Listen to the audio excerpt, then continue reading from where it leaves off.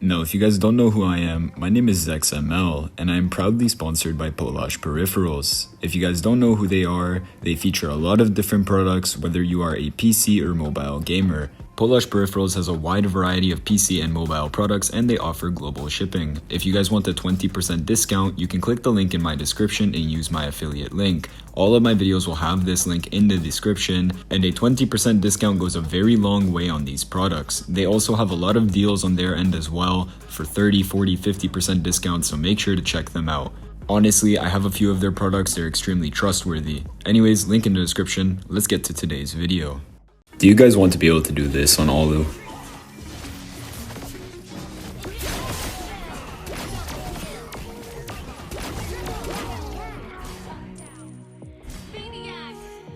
Do you want your teammates to be calling you Alu gods and asking you to teach them Alu? Well, you can always send them this video, but isn't it better if you teach them yourself after watching this video? Well, what if I told you guys that as a Global 24 Alu with over 3,800 matches split between two different accounts, that after this guide, you will be able to play him exactly like me. Anyways, why waste any more time? Let's get right into it. Now, there's a lot of different things that people don't understand about Alu that makes all the difference in whether or not you are good on him, so please pay attention to everything I will mention. Now, the first thing I want to talk about is Alucard's passive. After each skill cast, his next basic attack increases in range and allows him to dash onto the next target. This basic attack inherits 140% of his total physical attack. Now, the next thing I want to talk about is Alucard's first skill. He will roll to the target location and slam his blade on the ground. He will do damage plus total extra physical attack damage enemies hit, and he will slow them down by 40% for 2 seconds. Now, the next skill I want to talk about is called Whirling Smash. This skill, Alucard launches a circular whirling slash, dealing physical damage and extra physical attack damage to nearby enemies. Of course, this triggers his passive as well. Finally, for Alucard's ultimate, Fission Wave. So Fission Wave works in a few different ways. I need you guys to pay attention. Every time you level up his ultimate at level 4, level 8, or level 12, you permanently gain 10% hybrid lifesteal. When it's active, Alucard will absorb enemies in the target area that is hit by his ultimate, reducing their movement speed by 30% and their hybrid defense by 10. At level 1 ultimate, he will take 10 hybrid defense. At level 2, it's 15. At level 3, it's 20 hybrid defense that he will steal from each enemy hit, which means that if you ult 5 people, you get 100 hybrid defense.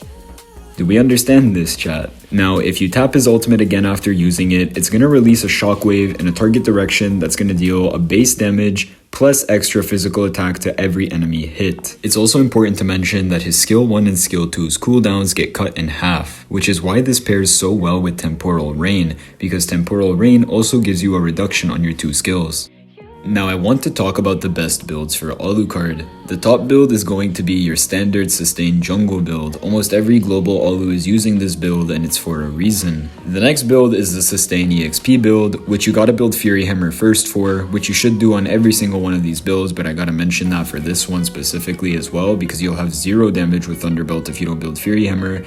And for the final one, it's that meme ass Skibidi Alu crit build that just one hits everyone. For anyone who's wondering why the Sustain build and Temporal Rain is meta on Alucard, well, you get about 63% Spell Vamp and 53% Lifesteal, which Dominance Ice or any anti-heal items would only cut in half, which means at half you still have about 31.5% Spell Vamp and about 26.5% Lifesteal. That is still an absolutely insane ratio. When you add Temporal Rain on top of his ultimate, you can spam your first skill and second skill like crazy, especially considering that this build gives you 40% cooldown reduction.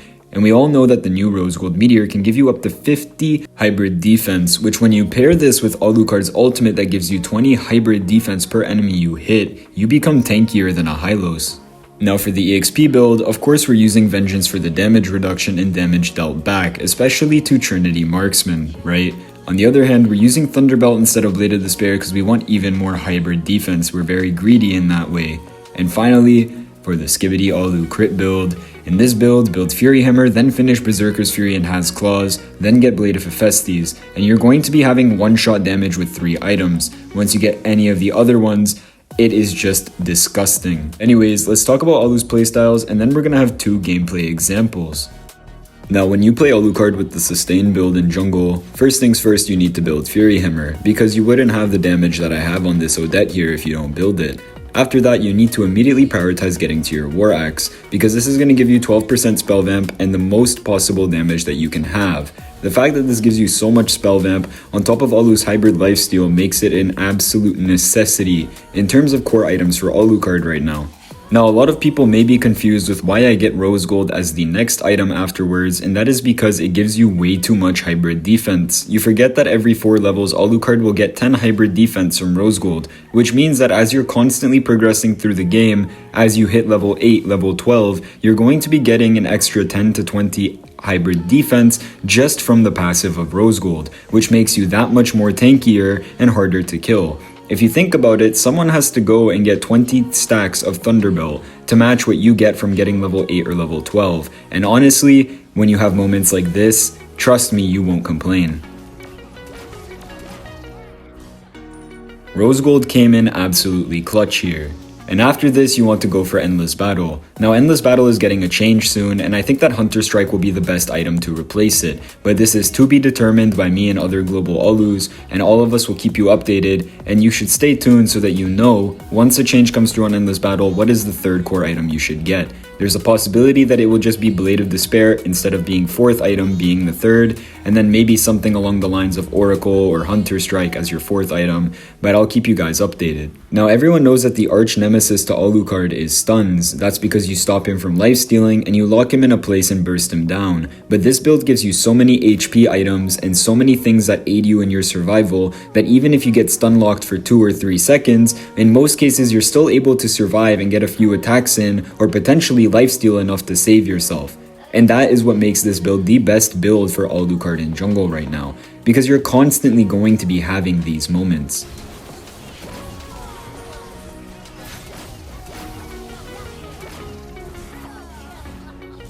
You can see that I definitely don't lack damage. But now let's get onto Alucard's crit build, or the Skibidi Alu build. Now, a few of you know that I made a video recently on this build, and you should play it in gold lane. And the reason for that is because you are a crit scaling kind of hero. You are going to be much squishier, but you're going to be able to 2-hit people, and that's what makes this build broken. If anyone needs further clarification, look at this.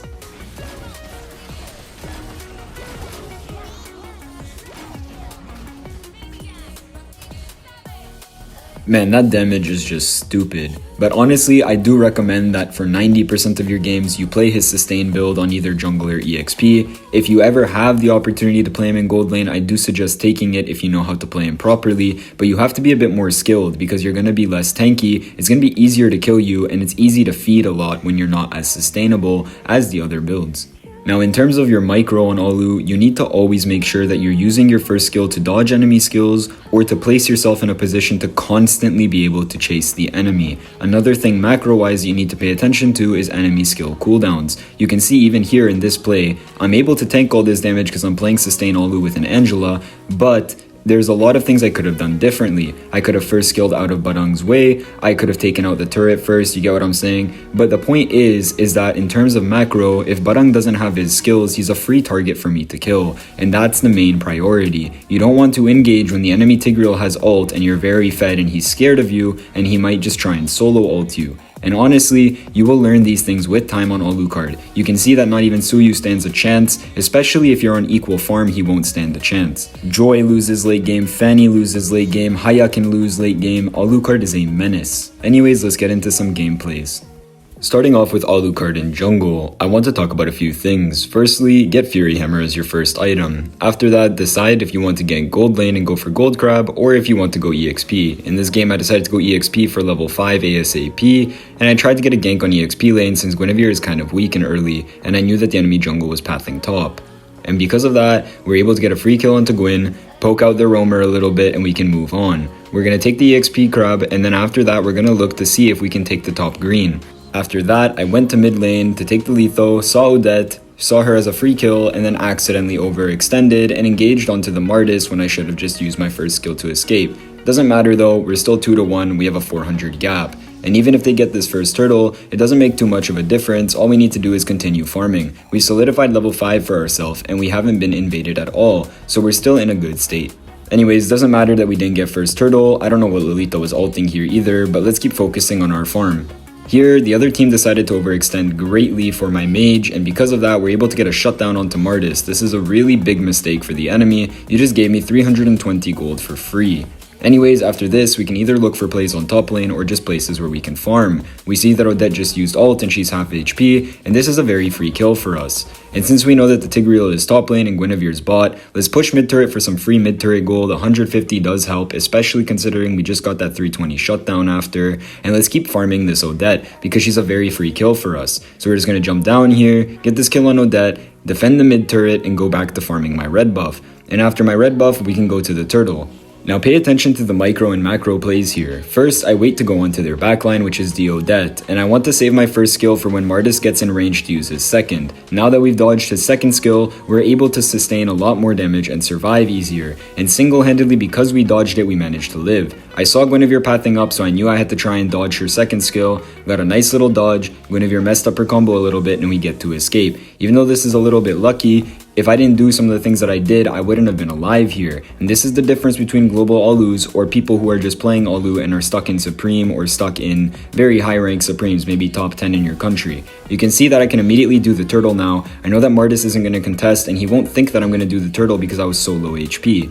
Now here, because I got a little bit more health back, I knew I could get this free kill on Odette, but then I started greeting and doing a bit too much instead of just getting away immediately, and you can see that this is a tendency of mine when I'm not locked in. Doesn't matter, we go back to farming, we now have our Moonblade, which is going to give us a bit more sustain. Let's farm up side lanes as well because it's going to help us get more farm ASAP, and keep looking for everything that we can possibly farm on the map. Whether that's my jungle, enemy jungle, minions, heroes, anything that we can farm. Here, I saw that my eye mark took a bit too long, so I knew that Odette was probably in this bush. And you can see now, just because of my cooldowns from Temporal Rain and my ultimate, I can use 3 first skills to fully escape the Tigreal, Guinevere, and Martis, which gives my team enough time to get in position so that we can just destroy this out of position now Martis. Anyways, you can see, cutting lanes, pushing turrets, farming myself up like crazy. There's nothing else to farm on the map and all I'm doing is prioritizing my farm. Now that we're level 12, we do have our 30 hybrid lifesteal, but still we want to be farming as much as possible to get the rest of our items. As you can see, we just got Endless Battle now,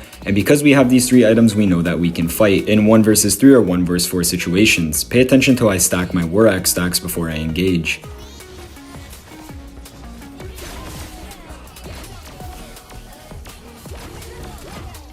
Now yes, I was probably a bit more fucked if Guinevere landed her skill, but hey, I don't care. We survived. You know what I mean? Anyways, let's get a free Lord, let's keep pushing bot lane and farming everything that we can. We still have 2 items to get. Whenever we get a chance to join team fights like this, we're gonna join because now we're fed enough to just absolutely brutalize the enemy. And you can see, free triple kill, and even with Tigreal ulting me and stunning me forever under this turret, it doesn't matter because we are so tanky. I think I took 4 or 5 different turret shots here, and in the end, it just results in an easy victory. And that is the power of Alucard's sustain build. Learn the micro and macro and you will pop off.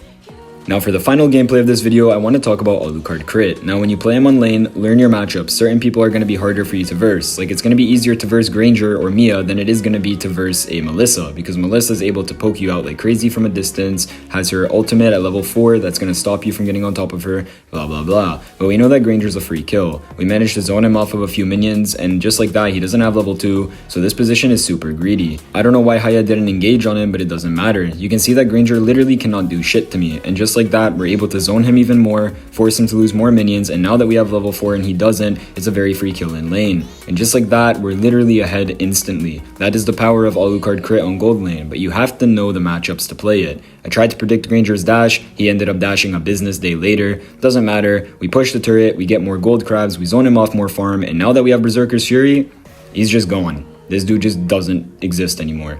Anyways, keep farming. You are like a gold laner, you just want to spam your farm. You can see that Alucard is very farm reliant. No matter what version of him you're playing, you need a lot of items to be very powerful. So yeah, I just went around farming, pushing the map, and then it led to this happening.